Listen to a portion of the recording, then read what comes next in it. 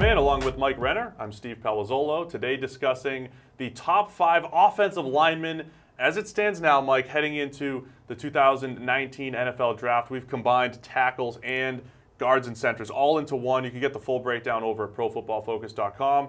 But Mike, I think first glance, looking at this O-line class, maybe not as strong as this past season? Yeah, there's not the top-level talent, I'll say, that I think is surefire first-rounders like we had at a few positions this past year. But that's not to say guys won't take the next step, guys won't continue to get better, and that there won't be guys worthy of it next year. But it's just right now it's a little weak, and especially on the interior, I'll say. And especially on the offensive line, you can see a lot of growth even in just 1 year. So we'll see how these guys play this season. But let's get into the countdown, starting at our number 5 offensive lineman, maybe a name a lot of people haven't heard of, but yeah. Max Scharping from Northern Illinois. 3 really good years of grading. It's one of my favorite things about PFF. We can see the grades, go back and watch the film, and uncover a guy like this that's really stood out to us. Yeah, he's a very strong player. He just manhandles the edge players there in the MAC. Max Scharping, he might not be a tackle at the next level. He could end up at guard. Not very advanced in his pass sets there. Still looks a little awkward, but you can't argue with the results up to this point. Yeah, so he's got actually pretty good size. And again, we'll see if he can stick at tackle. But I think by the end of this, we're going to be looking at 4 really strong years of grading and definitely a name to know heading into the season. Coming in at number 4, Tyler Biadish. Did we get that right? Wisconsin center, a guy who moves extremely well and a good fit for that Wisconsin scheme. And man, there's only one Wisconsin offensive lineman on this particular list right now. Yes. In the top 5, but they are littered throughout our deeper draft board as we head into the next season. Yeah, I was going to say, if we went to a top 10, there'd probably be 2 more Wisconsin offensive linemen. But Biadish, my favorite of the bunch, he played center last year, only a redshirt freshman. He'll be a redshirt sophomore this upcoming season. So he may not end up declaring for the 2019 draft, but whenever he does declare, he's probably going to be my favorite center prospect. He's incredibly athletic. He gets off the snap as quick as I've seen a college offensive lineman get. They run a lot of outside zone there, and he makes so many blocks at the second level, cutting off linebackers that not a lot of centers in college can make. Are you describing another former Wisconsin center? Do we same school I think he's more here? athletic than Travis Frederick. Yeah. Travis Frederick has that get off as well, but I think in space he also might be more athletic, whereas Frederick a little more powerful than Biadish at this point. Very nice. So those 2 guys are both probably projected on the interior. Our number 3 guy, though, Bobby Evans.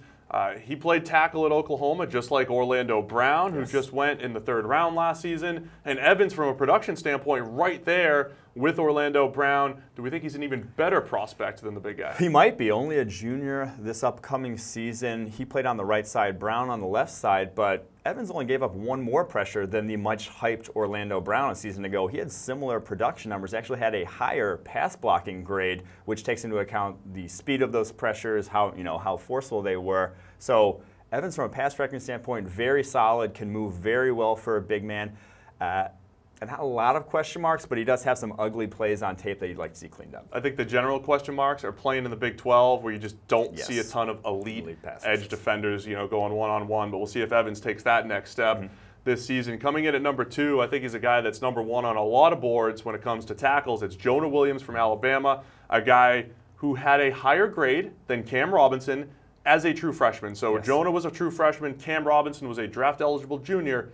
Jonah Williams had a higher grade that season. He took a bit of a step back last year, but he has all the tools to maybe become the top tackle off the board. Yeah, he sort of struggled going from the right side to the left side. Yep. That's not uncommon, especially even at the NFL level. That's not uncommon. It's a difficult switch, and so he struggled a little bit, but I'm going to forgive him because he was so good as a freshman. I expect him to take another jump forward this next year as a true junior. Another guy who doesn't necessarily need to declare. He doesn't have to go to the 2019 draft, but I think he will be doing that because he's fairly polished already. His pass protection, the way he takes pass sets, is about as good as any tackle in this class, and has, again, some things you'd like to see cleaned up, but again, switching from the right side to the left side, I'll sort of forgive him on that and see what he brings to the table this next season. You have any issue with his punch? I saw a lot of plays where he just got completely whooped, had his hands knocked completely out of the play, and he had some ugly pressures that he gave up. No, he's not necessarily the most physically imposing offensive tackle, and so that punch can be concerning. He's not going to completely deaden guys, but his positioning, the way he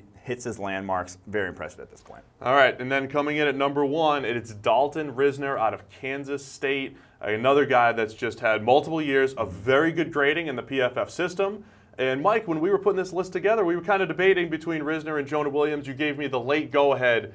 Let's trust the grades, and let's go with Risner here at number 1. Yeah, go with Risner. Only 6 pressures allowed a season ago. Plays right tackle there at Kansas State, but he, to me, is very safe, just much like Cody Whitehair was coming out a few years ago out of Kansas State. He's just very clean with his technique up to this point, and like you said, not a lot of losses on tape, which is always very encouraging. Yeah, and just like the same thing with Bobby Evans, Big 12, he won't get challenged a whole lot, so we're expecting another massive grade from Risner when it comes to PFF this coming season. So that's your top 5 offensive linemen currently right now. Looking forward to the 2019 NFL Draft. Get the full breakdown over at ProFootballFocus.com, and of course be able to check out the rest of the YouTube channel for all the other draft breakdowns at each position.